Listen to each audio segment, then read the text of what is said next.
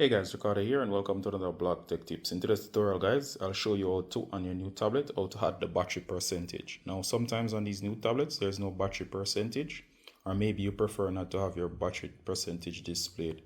But for most people, they tend to want that feature. So just in case your battery percentage is not shown, here you can see already, there is the battery percentage. It shows that we have a 10% battery capacity remaining.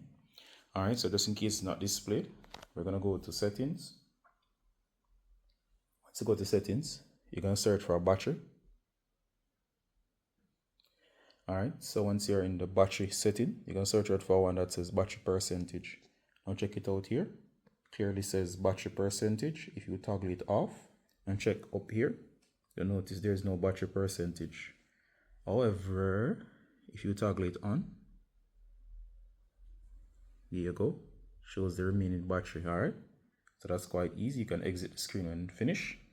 That's how to easily add the battery percentage to your tablet, a key feature that you'll definitely want in your device. Alright, so see you in the next one guys. Bye.